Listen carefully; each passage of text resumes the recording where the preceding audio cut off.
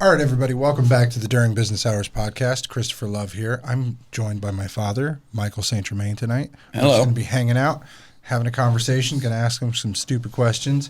If you don't like it, click next. If you enjoy or want to ask your father a question like this or two, follow, share, give him the easy ride. Okay, let's start. I came across, again, another video of 7 questions to ask your dad before it's too late. So you may not know the first one. But how did it feel when I was born? Well, it felt like I finally had a chance to be the father that I didn't experience when I was younger. I had a child. I got a 50-year-old child out in the world, and I've never had a chance to be a father to that person. And it was like, okay, I have a boy. Mm-hmm. All right, even if I had a girl, it was like from the beginning. I could teach them. They could learn, it was exciting. Did mom not know the sex? She didn't know until I was born? I didn't. I had not talked to her. I was at court or something, and I would call, went to the phone booth and talked to her. Because you were in, Pennsylvania, right? No, I was actually in Sacramento back by then, yeah. And she says, I'm pregnant. And I said, oh, yeah, that's good. Do you know if it's a boy or a girl? And she hadn't known because she had just found out. Yeah. So it was exciting to be a father. Yeah. Even at 6 months old, it was just like, okay, here's my protege. Yeah. That's similar to what I found with Khaleesi when I called you and I told you I wanted to be a dad. It was, I have an option to shape something, mold it and try and be the best for them. And protect and do all that, and it was so side by side to kind of how your story was with mom and her kids at the time, and then all of a sudden, now I'm a stepdad, real dads, shout out, and it was just one of those things. It was like, whoops, I didn't mean to repeat history, but kind of did. Yeah, I was raised in a stepfather life. My mother had been married a few times. I hadn't seen my real dad until I was 6 years old, and I never experienced step sisters and stuff like that till I moved to California because her final husband had 4 girls, and then they would come, and then I had step sisters. Oh, yeah. Step, you know what I mean? I never really experienced that. You guys grew up together, right? You guys not the girls because they lived in the Bay Area, but all of us, the 6 of us, we grew up from day one. 5 sisters, a brother, 2 brothers. We were never split. We didn't go see one dad and come, spend the time with the father. That's so many kids though. I've got 2, and I don't know how you did it with 3. That's just. And then I talked to somebody today who had 7 girls. I'm like, that is a problem. Especially if they're all closely together. Mm-hmm. Just imagine the teen years and the everyone causing trouble together. The second question is, what's your favorite memory of us? I think probably the favorite memory of us is when we would go out and about, and I worked at your grandfather's place and teaching how to ride that bike. Yeah. Got you on that bike, and they had a big grass backyard. I said, okay, start pedaling, and I just pushed. And you pedaled and pedaled, fell down, ran over, picked you up real quick, hurt. And by the end of the day, when your mother had come to pick us up, you were riding a bike. Yeah, just like it was the thing. Yeah. I remember so vividly, she was shocked. Like, what? When did you learn to ride a bike? How? I just all day rode, I think it was a Huffy or something. Just a little bike, I don't even remember. I just remember it, this little blue and green Huffy, just constantly trying to ride it around in a circle. And then at one point, I tried to ride it out of the gate, but the gate was closed. So then I couldn't, and I was like, oh, I didn't know how to get off the bike, so I got kind of stuck. Oh, man. That's and I think probably that coincides with the kind of the second thing, which at the same age, Forrest Gump was really popular, mm-hmm. and we lived on a dead end court, and you'd be across the street, and you say, "Pop, Dad, say run, Forrest," and you just run down the street, and it was just lit up your world. Lit up my world. It's just because it was so funny. Oh man, you know what I mean? It was just because it was. That's how I was like a kid. Just shaved head. I looked like Forrest Gump when I was a kid because I had the shaved head, real skinny, just everything was go, go, go. I don't think I had a stutter or anything. Hopefully not. No. But it was, Jenny was Chelsea. Mm-hmm. Hey, Chelsea. The girl who had the horse farm next to the fire hydrant. Yep. Gosh. The third question is there anything that I don't know about you?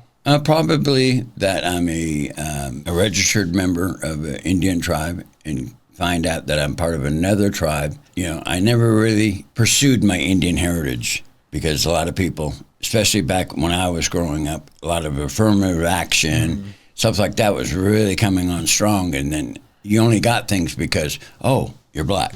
Oh, you're Mexican. Oh, you're Chinese. Yeah. Native Americans in California was never a thing unless you were a Native American from California.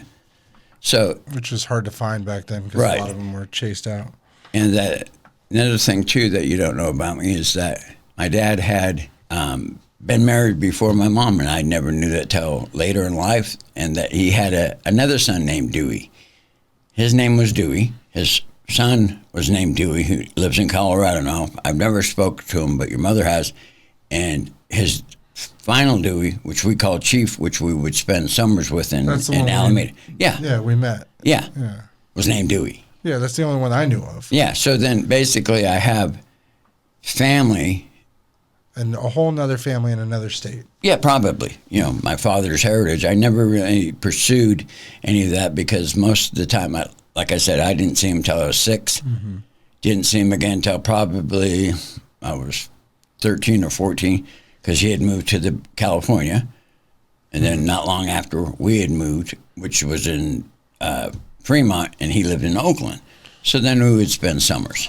Me and you were talking earlier about how Khaleesi, it's pliable, the brain of a child between like 5 and 8 or 4 and 8, and everything that they create about their parents is rooted in that time.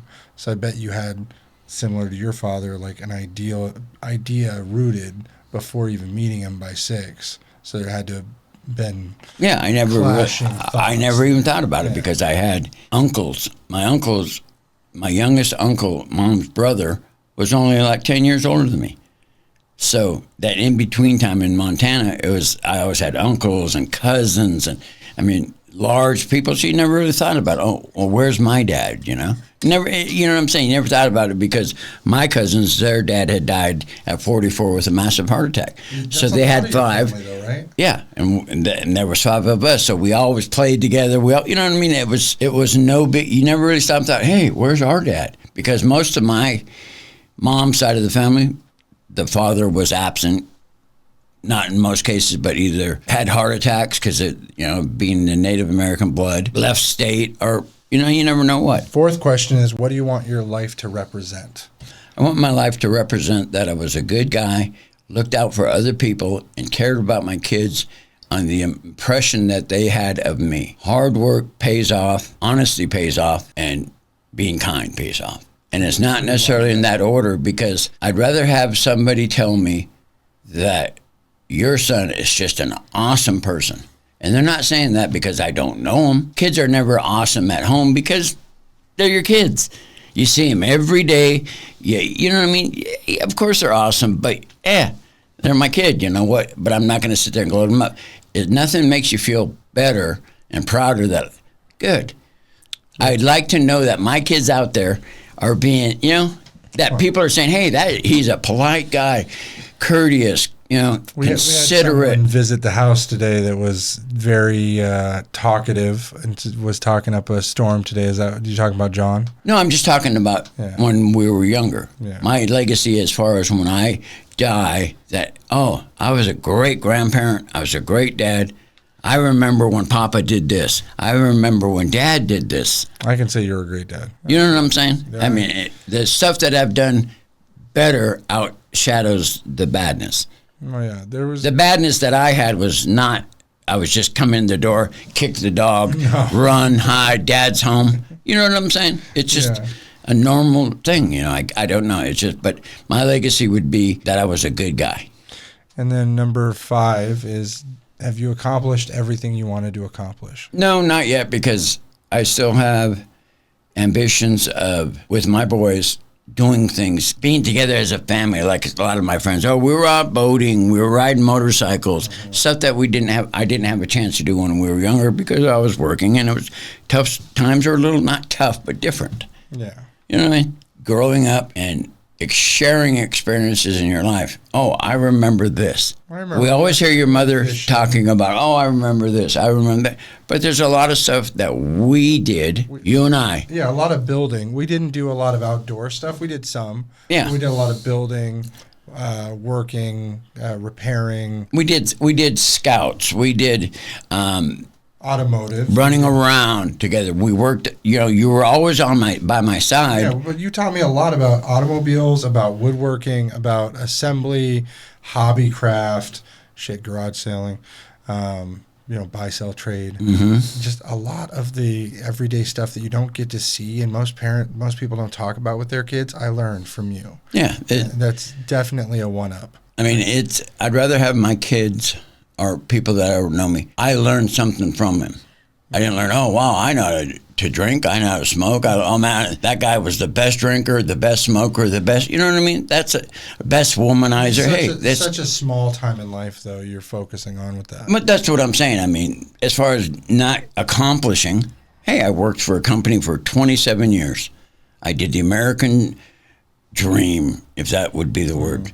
I worked for somewhere and retired from that place. It wasn't job after job after job. My last stepdad, he was like that. Job after job after job, but he was good at all his jobs, but there was no sense of accomplishment. Yeah. My sense of accomplishment that I could call that company right now. You can go back. Come on back. Yeah. Oh, yeah. I know that guy. But that's not the point of retirement, right? But what I'm saying is because you're a good person. Yeah. You worked hard. You were honest. You did you weren't a schlep, but you did your job. People come in and ask for you. They don't come in and ask for you because, oh, this guy's going to hook me up because this guy knows what he's talking about. Customer services, stuff like that. I feel that's probably my biggest accomplishment is that I worked for a top 500 company. They were like number 40. Yeah. You know what I'm saying? And I was part of that. And previous to that was Cragen's. Question 6 is, what 2 words describe your life right now? I would say complacency and not fulfilling. I never thought Unfulfilled? Not fulfilled. And I never thought when I was 30 years old that when I was 64, I'd be married to the same one. I figured I'd always be married to the same person. My first wife, I was young. Second wife, it's somebody that I wanted to build my life with. But I never thought, and this is that sometimes in life you have to be evenly yoked, meaning that you're striving for the same thing because you're pulling. And sometimes that it's hard to stop and look that, wait a minute, we're evenly yoked, we're riding the same bike, we're going the same direction, but it's a different path. Mm-hmm. So you get nitpicky, stuff like that, oh, this and that, but wait a minute, we're going the same direction. So I feel satisfied that we're going the same direction, but bumpy road is not what I thought it would be. Yeah. You thought it'd be more gray hairs and porches? More. Okay, now we're retired. Now we're in our golden years. Now our kids are raised. Now we can travel about. Yeah. The world didn't have that plan. We didn't prepare well for our retirement. Mm-hmm. But it's not that we had a lot of things going on. Well, it's also nowadays there's nobody. Most Americans cannot retire the way that you could have 30 years ago. It's impossible. It's not just you. Most people don't have a savings. They don't have a 401k that's stocked to the brim. Accidents happen. They take from that, mm-hmm. and it ruins the whole chain. So these things are built to basically take you down a peg or two unless you can get lucky along the way. So it's not just you. It's not some failure or some catastrophic thing. There's millions upon millions of people in the same shoes right now about to hit retirement age that are just going, what the fuck am I going to do? And it's all going to come, full circle. Yeah, and I think in my retirement, maybe it was a little early, maybe it wasn't. But what would you be doing if you didn't retire? You'd just be doing. I'd probably still work in the same company. Yeah. But maybe because I was ready for a change. I was not ready for the new wave of X generation. Yeah. Everything on social media, everything go, go, go. No, a lot of, and no work ethics, no, you know what I mean? I wasn't quite ready for that. It kind of came, I was expecting it, but then it just hit, like, holy moly. Yeah, especially if you have the same issue with hiring people.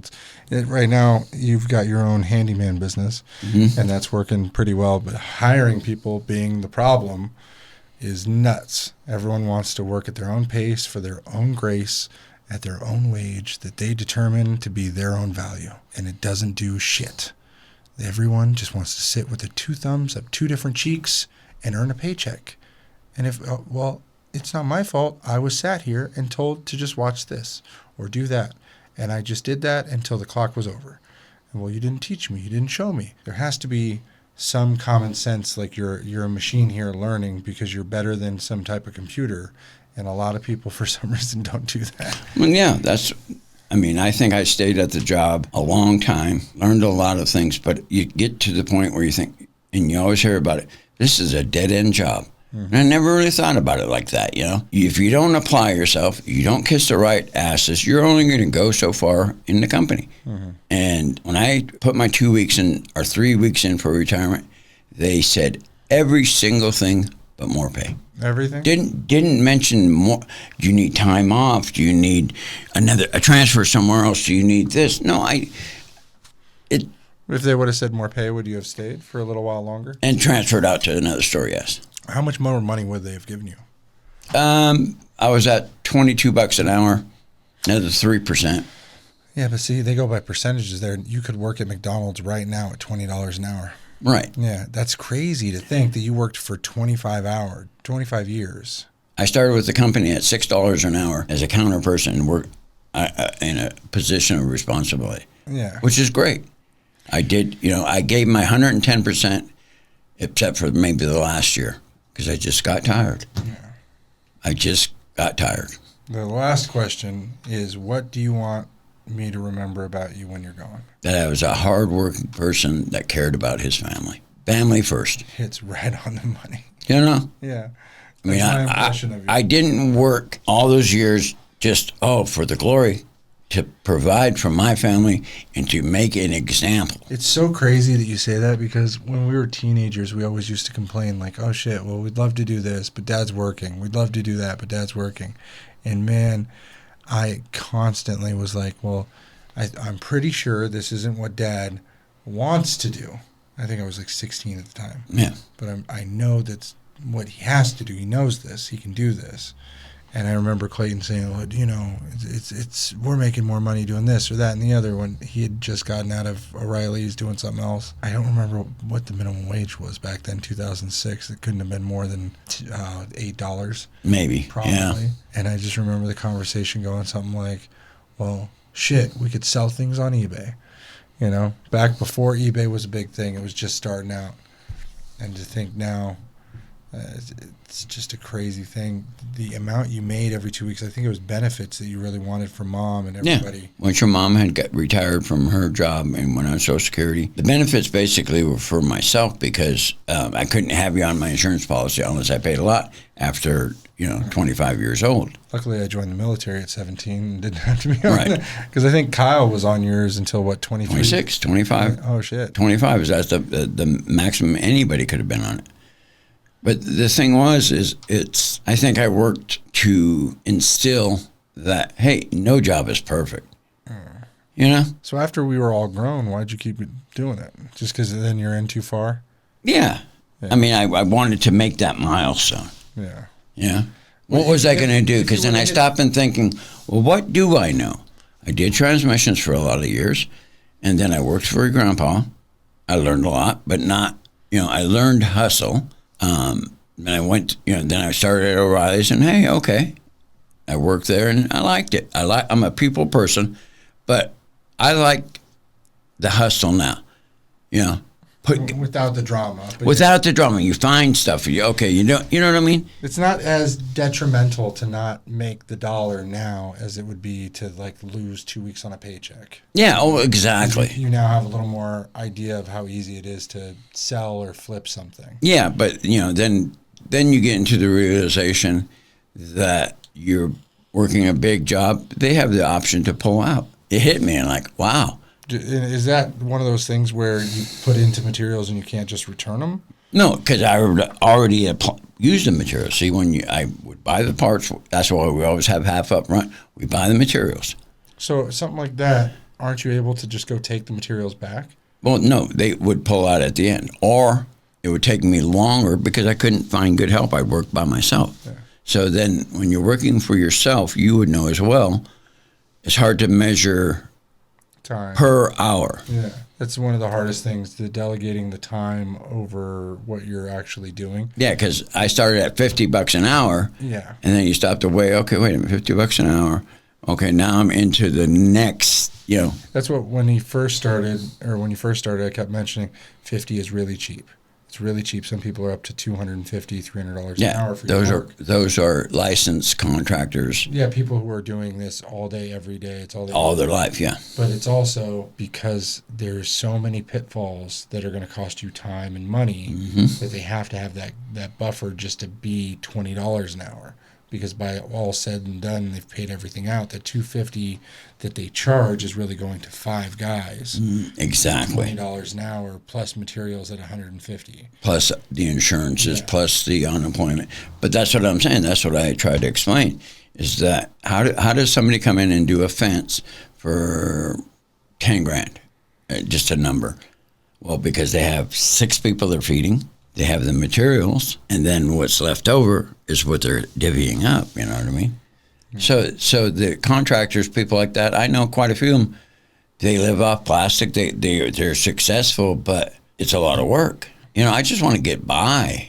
I'm in that point in my life where comfort, if I could make the bare minimum and then not have to worry about bills, I know I'm happy. Yeah, exactly. 'Cause I've got my family, and then I don't have to worry about where the next check is coming from. And then people always ask me like why I'm not stressed over money, because there's times where I'm like, okay, I'll go spend $3,000 and it may seem like I make millions of dollars at times or tens of thousands a day, but it's more that I just don't care because I know that I can always use one of the various skills that I've put under my belt to make a quick buck. I can print something tomorrow, or I can make a table, or I know plenty of people that need signs. Yeah. And that's the thing. It's not so much that I'm stressed about money, and I really never. I was raised poor, poor Indian guy, poor Indian family. So the worry that I have is for the worry for my wife, because she's the one that handles everything, which is easy. Hey, here's my paycheck. The stress, because it makes them sick. Me, hey, I'm an easygoing guy. Like you said, I can go out and do something. Go out and, I saved aluminum and all that stuff. Sure, I made $110. That's more than $110 I didn't have. Yeah, there's a million ways to skin a cat, right? Exactly. And it's the same way my wife's like, okay, or what are we doing this month? Are you going to pay this card, this card, this card? I'm like, we have 3 cards that we keep balances on. And it's not high balances. We could pay them off any month. But it affords you to live. Yeah, but it's one of those things, if we don't keep a balance on it, they'll shut them off. So it's weird that nowadays, if you don't use a credit card, they'll just cut them off. Exactly. Credit anyway. Because we had a Southwest card with like a $15,000 limit, which is one of our lowest limits. But we got it for the points because it was a sign-on bonus of like $500,000 or something. Because it's something that you're going to use. We're going to use, yeah, because we do a lot of traveling. And sure as shit, all right, we're not going to put anything on it. So the first day I was like, let's buy a fridge. We don't really need it, but we'll buy a fridge. It'll be $2,000 and we pay that off in 6 months. It'll be great. Just so that we have it and it locks the card in. 30 days later, card revoked, points revoked, ticket we purchased with those points turned to cash. So we got charged to her secondary card. Yes. I was like, damn, that Southwest, shame on you. What is it? Chase Southwest? Yeah. Whatever that is. I just thought it was crazy because it's one of those things. I don't care if I make $1 million this year. I'm going to end up doing whatever makes me happy. It makes me happy in the moment, the month, the year. And as long as my kids are fed, my wife is happy, I'm fine. The only thing that I would change is buying a house. But we all know the story on that. Out here is a little tricky, and there's a lot of people that are trying to do a lot of weird things with houses, like the guy with the 6 bedrooms unpermitted, the rotted guy with the rotted deck and stuff. Yeah, that's just a weird one to me. So, and then trying to get these people to communicate with you is a nightmare. So, and basically too, it's just, I only stress you're not forthcoming about it. yeah. I'd rather somebody tell me I didn't pay the bill because I paid something else, but never, I forgot, I paid cable instead of the rent. I paid this instead of rent. You know what I'm saying? I mean, Rent should always. But the thing is, I'm easygoing, and then when it's right in my face, like, wait a minute.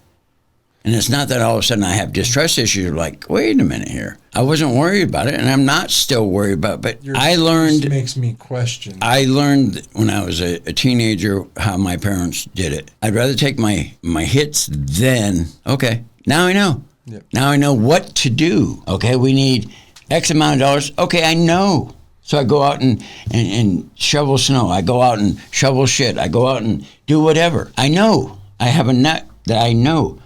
But if I don't till the midnight hour, it's really hard to shovel anything at 12 o'clock at night. It just puts a panic on it. It does. And then it's not human nature. Then it becomes a self-defense mode. Oh, no, nobody's attacking you. Yeah. Nobody's saying anything. I just want to be I want to know. Yeah. The thing is, I know, but I want to hear it. You know what I'm saying? I'm not stupid. Don't treat me like I'm an idiot because I know. I'm a grown-ass man at 64 years old. I know. So how you guys make, your Social Security and your retirement disability out in California, we'll say roughly $3,000 there is enough to pay rent and maybe food, but not even utilities, etc. Exactly. Here, you can get a double-wide 3-bedroom for $1,500 a month. Pay your bills, your utilities, everything, gas, and live. That's how crazy that you can get a place here. Oh yeah, exactly. So there's a lot of places like that. But the problem is, one Social Security is the second week of the month. Mm-hmm. The other Social Security is the last 3 weeks of the month. It's hard to collate that money in between because, Why not call Social Security and change the date of payment? That's a thought too, yeah. Mm-hmm. I'd put them on the same day. Beginning of the month, that way we can pay our stuff and get Social on Security will allow that. And do the hustle. Yeah, because then they'll prorate the days. They'll pay you a little later on 1 month on one of them and pay it on that day that you ask. Be like, hey, we both get it. We'd like it. One deposit, one check. Boom. Here you go. But the concern, if I was in your shoes, would be the moving costs. Yeah, and the other that's all good and fine. But if you get to a comfort zone or complacency, then you lose your drive, your ability to, okay, we can do this kind of thing. You know what I mean? I mean, I think this year we had maybe 2 garage sales, whereas the year before we'd have 2 or 3. We'd make $800, $900, $1,000 in one day and not even bring one thing from the house. You know what I'm saying? Because when we yard sailed all that summer, okay, we didn't really want that. Whatever, we got a yard sale pile. Well, the last 2 yard sales ago, I took all the stuff they didn't sell to Goodwill. So now you don't have that same concern. No, I have other stuff I can bring out because you know what I'm saying? Mm-hmm. I find stuff. It's not like I'm out looking for it. You come across something, okay, and it may sit for a minute. I sold a 15-foot of wrought iron fence, maybe 75 years old, for $150. Didn't cost me a dime. But metal, it took a while, but yet it did. You know what I'm saying? There's a million, like I said, there's so many things you can sell. You can sell human excrement on the internet. Well, that's what I'm saying. That's a little extreme, but still. There's so many things that I could sell, and this bottle for like $4. And so it's just one of those things that I can just sell the bottle as a glass pirate bottle. And somebody like, I can make a diorama in there, $30. Yeah, exactly. And they paid for the whiskey that was in there. But but when you get when it gets to the 11th, 12th hour, you need more than $5. Yeah. But as you go and you learn, you can roll for quite a while. But life, the way I've always looked at it, you run, you're just going, you're digging through the trenches, run, and all of a sudden, boom, you hit a stop sign. You look up, look out of the trench. Oh, okay, everything's okay. You get back, and then you run. Yeah. Because if you don't have those stops, you're just running the rat race. You're running the hamster cage thing. Yeah, the rat race, the Yeah. hamster wheel. The weird thing is, like, you should have the same bills every month, though. We right? do have the same bills. So you know exactly what your nut is. Exactly. So if you're running below that, it's just, there shouldn't be reoccurring unless something's going wrong. Yeah, exactly. I mean, all of a sudden, we had a lung transplant come up, that kind of stuff, which is luckily we've been pretty good on. Yeah. Medications are one thing that you cannot control. It's so weird. Certain things, but like you said, it's basically within 100 to 300 a month difference, sometimes variance. Our water bill was a lot less. You know what I mean? Now all of a sudden we're more conscious about SMUD. SMUD is the most expensive bill we have because it is crazy. Yeah, it's my SMUD in California for just my business was $400 a month per side. Yeah. Yeah, and that was because we left the AC on 12 hours a day. And didn't realize it, yeah. No, we realized it, but didn't think about it. We had to have the AC on, otherwise even our heating mats were at a lower temperature than the ground was, especially because those windows, it would heat the ground and the linoleum would get sticky. So you would melt the floor for not putting the air conditioner on. Well, exactly, because you make money by the air being on. Yeah, exactly. But just to have it on 65 degrees at 2 o'clock in the morning, that's pretty cool. Open your damn window. Out here, we have that thing on all month. It's $120. Mm-hmm. Like, we have a cap for our electricity here. And we save a shit ton of money by sending the internet from here to there. And hypothetically, if you moved out, we could send the internet anywhere. Just if you're in Woodward and need internet, let me know. I can add you to our plan. We have 4 people that pay for our internet. Yeah. So we have 2 neighbors here, and then we have myself and one other person that pay for the internet. So we've split it 4 ways at $60, and it costs me $120 a month. Right. $129. So we're making a profit on our internet. And after the first couple of months, they paid for the hardware to send the internet to that house. So it's one of those things where it's like, it cost me $100 to put in the hardware to put it at somebody's house. I could make my own internet service off of this and then start sending people internet to their homes. So that was another business idea, but I'm like, damn, then somebody's going to sue me for breach of contract with subleasing internet. But I like not having to pay for internet that's 1,000 megabytes down. Thank you.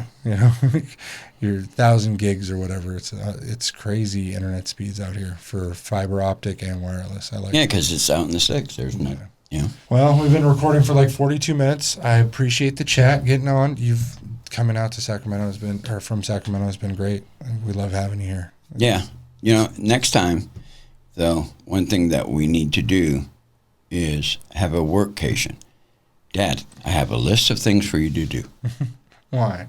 So that way, when I come out here, okay. So to keep you busy. Well, yeah, because then a sense of accomplishment. You know what I'm saying? Okay, I'm coming out here to help you. That's relaxing to me. I will give you a bottle of whiskey, and all you got to do is finish it over a course of 3 days and relax and lay on that couch. Yeah, I don't drink, but I do take cash or credit and food stamps. I bet if I gave you money, EBT. You still would not lay on that couch and relax. No, because I don't like watching Korean cartoons of Spider-Man and stuff. It's all good. I enjoy my stay out here very well. He's talking about my son's Taiwanese and Filipino Spider-Man. So he watches these characters, dressed up. They got gold chains. And they go, papi, like, and they use plastic Nerf guns as machine guns. It's entertaining, but he's 3 and he just loves them going, ooh, venom, and they throw like sticky stuff. He goes, behind a mask. Well, yeah. And it's so funny. He randomly found it on YouTube one day, and it's just been his like, okay, I wake up, I get my Switch, I just talk like daddy, I do work, Spider-Man, I drink my coffee. Like, he acts like me. Just intentionally ironic, or he tries to be ironic about it because it's so funny, but it's hilarious that he found something like that he watches. And yeah, well, exactly. It's just like the song says, where'd you learn to act like that? Yeah. Watching you, Dad. You watch me, he watches you. Yeah, no. What is it? Your buckaroo. I want to be like you. Yeah, you're my buckaroo. Yeah. All right, everybody. We appreciate it. Like, comment, subscribe. Do whatever you're going to do. Leave some positive comments. Try and motivate this man to move out to Oklahoma sooner. And I do personal photo sets. Yeah, he does photo sets and buy the booking, spankings on demand. Yeah. That's right. If you want your dear old daddy's... Papa pounding. Yeah, Papa's pounding. Dear old daddy's love taps. book it at the number below. And we'll see you next Thank time. you, Chris.